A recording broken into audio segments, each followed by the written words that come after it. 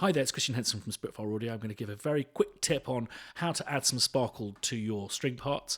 I'm going to be using my Jewel in My Crown, which is the Sable Ensembles, a very, very small band, Sable lending its name from the small artist brushes that give you very detailed brush strokes as opposed to the rodent from which they are made. A very small band, as I say, but my absolute favourite. I love using ensembles because you have instant access with both hands. So I'm going to just work free, and I'm going to use the Longs Consort, which is what I prefer to write with, and I'm just going to lay down something nice and simple.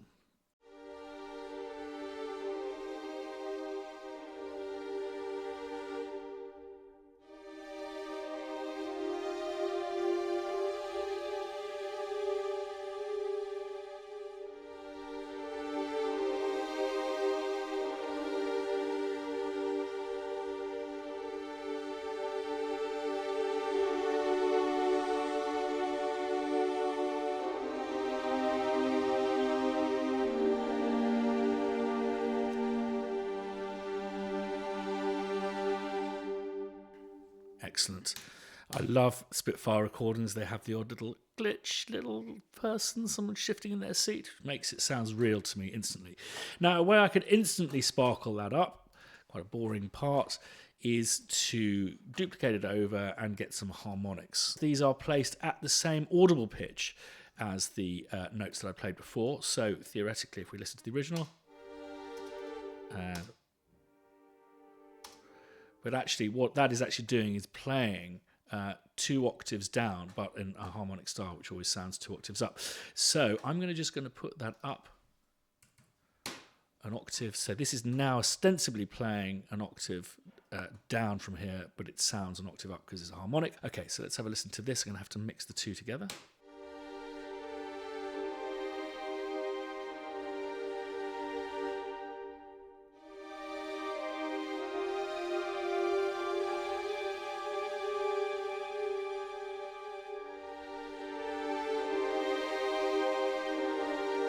Gives it almost a choral-like quality. I could also use my absolute favourite articulation, which is the flatando. It's a very loose description of actually what we instruct the players to play. It's a very complex set of instructions. So I'm going to copy the original. Let's do some labelling just so we know what's going on. CSD, CS, harm, flat. Okay. Let's just have a listen to that.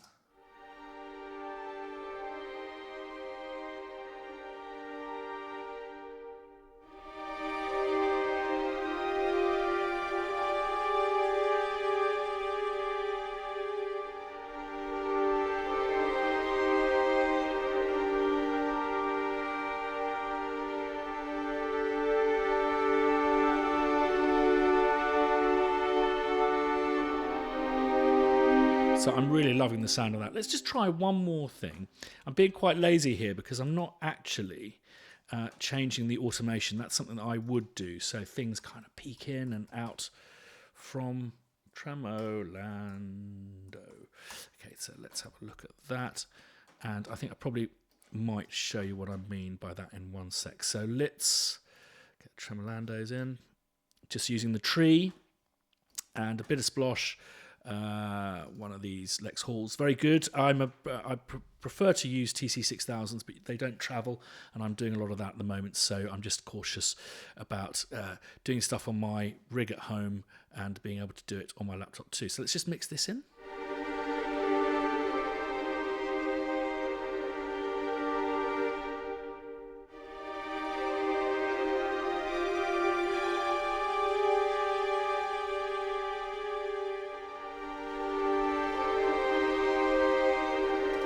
So what I'm going to do is I'm going to do away with all of the automation. I'm sure someone will scream, event list, my friend.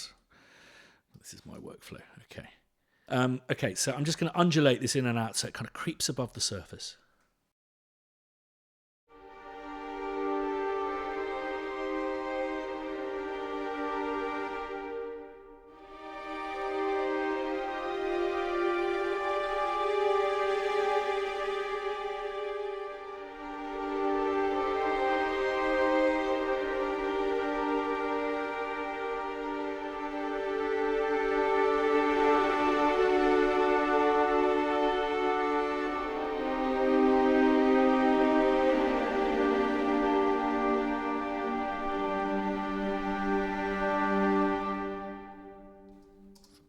jump up there that I didn't enjoy hugely, but that's okay for jazz.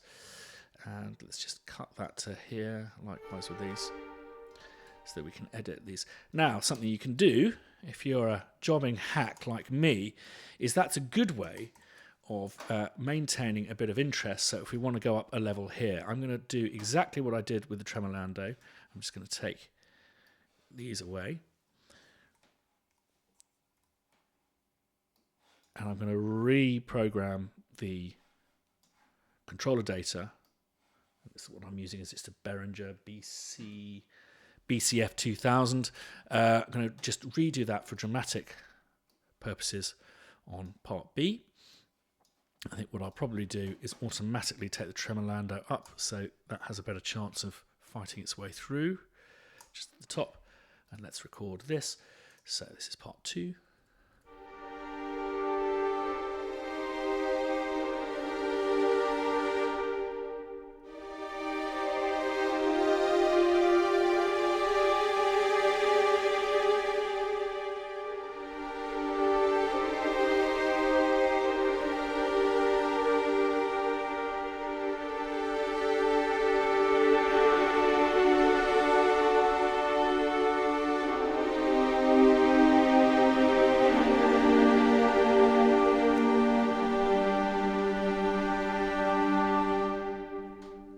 Excellent. And last of all, what I'd probably do is I'd do the basses and the cellos, which again I'd probably do in CS. So let's have a little listen to those, probably turn them up a bit.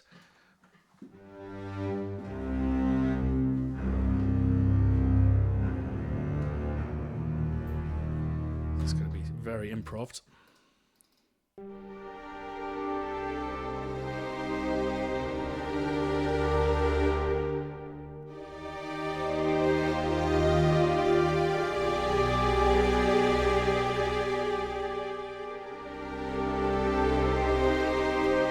Done that trick already, Henson. Let's go somewhere else.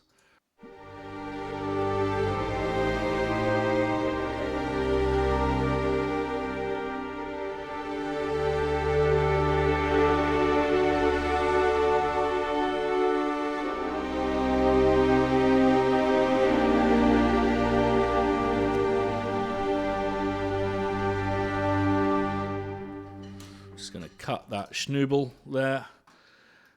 Don't need that.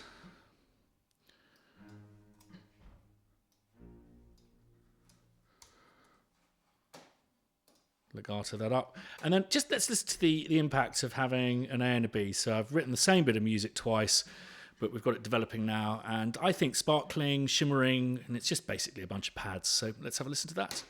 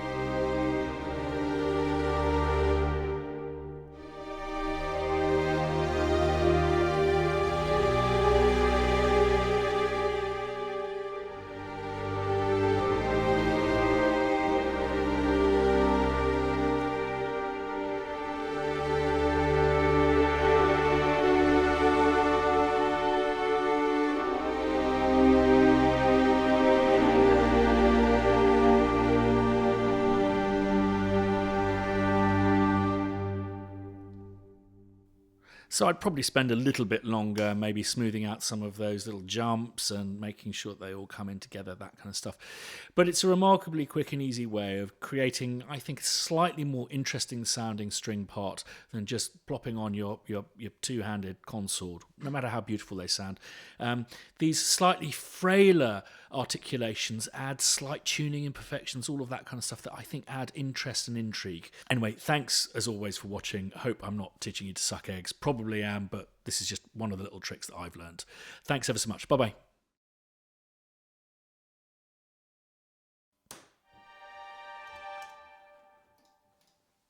So, guys,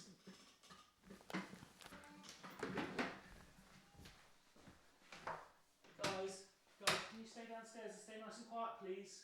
I'm going to be down in about 10 minutes, okay? Okay, nice and quiet. Stay downstairs, please.